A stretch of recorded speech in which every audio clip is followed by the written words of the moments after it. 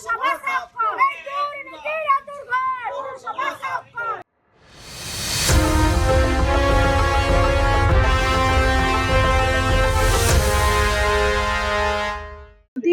ধরে সাধারণ মানুষের একটা বিক্ষোভ ছিল। প্রত্যেকটা দিন আপনি যদি দেখেন, প্রত্যেকটা দিন এই জায়গাটা জলটা জমছে। আর এই জলটা কিন্তু বর্ষার জল নয়, ড্রেনের জল। আপনারা দেখবেন ড্রেনের জলটা জমে, বর্ষা হলে ড্রেনের জলটা জমে এই জায়গাটা পুরো ব্লক হয়ে থাকছে।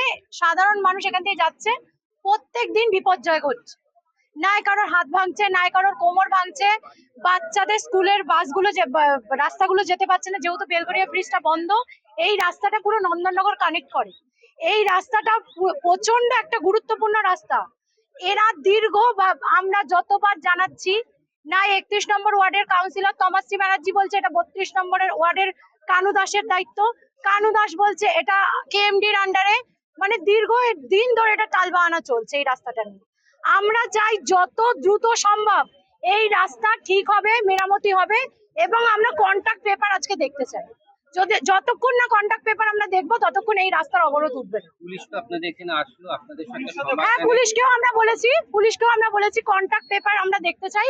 সাধারণ মানুষরা, পুলিশ বলছে যে আপনারা অবরোধ তুলে নিন। আমরা পুলিশের কাছে রিকোয়েস্ট করেছি। সাধারণ মানুষের অবরোধ, এটা কোনো দলের তরফ থেকে না, কোনো পার্টির তরফ থেকে না, এটা সাধারণ মানুষের বিক্ষোভ। এটাতে পুলিশের দায় আছে, প্রশাসনের দায় আছে। আমরা কন্ট্রাক্ট পেপার দেখব, তবেই এই অবরোধ উঠবে। আপনার এই রাস্তার পাশে একটা স্কুল আছে, গুরুত্বপূর্ণ স্কুল। হ্যাঁ, সেখানে রাস্তা দিয়ে তো বাচ্চারা যাচ্ছে। সেটা নিয়েই তো আমাদের এই অবরোধটা, সেটা নিয়েই অবরোধটা। এবং আমরা যখন 31 নম্বর ওয়ার্ডের কাউন্সিলরকে ফোন করেছি, তাদের ফোন সুইচ অফ। তার ছেলেকে ফোন করা হয়েছে, তার ছেলে বলেছে যে এটা তো আমাদের দায়িত্ব না, এটা 32 নম্বর ওয়ার্ডের দায়িত্ব। উনি এসে বলছে এটা 31-32 দুজনের দায়িত্ব। কানু দাস এসে বলছে এটা 31-32 দুজনের দায়িত্ব। আমরা লিটারালি কনফিউজড সাধারণ মানুষ।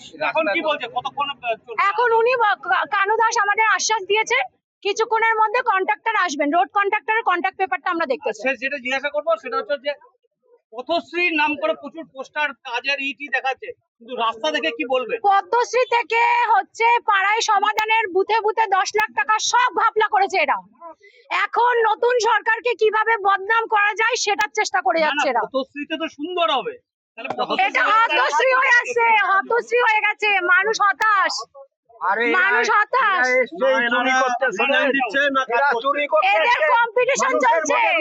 এদের কম্পিটিশন চলেছে, কয়েকদিন আগে 4 তারিখের আগে এদের কম্পিটিশন চলেছে কে কত মাল কামাতে পারবে প্রত্যেকটা ওয়ার্ড থেকে।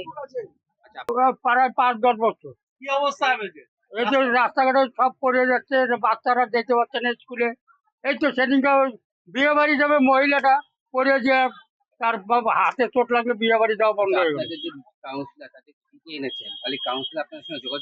ও বাবা, পয়সা দিয়ে টিকিট কিনছি, আমি টাকা তুলবো না এরম বলে। আরো মহিলা, উনি থাকে বাড়িতে, আর ওনার স্বামী আর ওনার ছেলে টাকা তুলতো।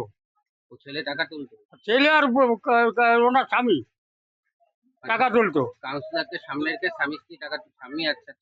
হ্যাঁ, আজ এখন আমার কাজটা ভেঙে গেছে গিট্টি চিটিয়া। হ্যাঁ, আমার অনেক দিন যাবো খরিদ্দার আসছে না, আমার অর্ধেক খরিদ্দার ঢুকছে না। এখন কি চাইছেন? চাইছি রাস্তাটা ভালো হোক, যাতে সবার কাজে দেয়। তাই এই যে বেহাল রাস্তা, দীর্ঘদিন ধরে আমরা এই রাস্তা নিয়ে বিভিন্ন দুই দিকের কাউন্সিলরের সাথে কথা বলে কোনো রকম সমাধান করতে পারিনি। এখানে মহিলারা বাচ্চা নিয়ে যাচ্ছে, 2টো বাচ্চার হাত ভেঙে গেছে, তার দায়িত্বটা কে নেবে? একটা বয়স্ক মানুষের পা ভেঙে গেছে, আমরা আমাদের এই অনশন মঞ্চ থেকে তাকে ক্যাচ দিয়েছি যাতে সে হাঁটতে পারে, তার পায়ে প্লাস্টার আছে, এখনো আমরা দেখাতে পারি। কিন্তু কোনো রকমে কিছুতেই কিছু হচ্ছে না। এখন তো তবু শুকনো, এই রাস্তায় যদি জল জমে যায়, এই রাস্তা দিয়ে একটা পোকামাকড় হাঁটতে পারে না, যে যা অবস্থা এই রাস্তাটা। যতক্ষণ না সমাধান হবে ততক্ষণ চলবে।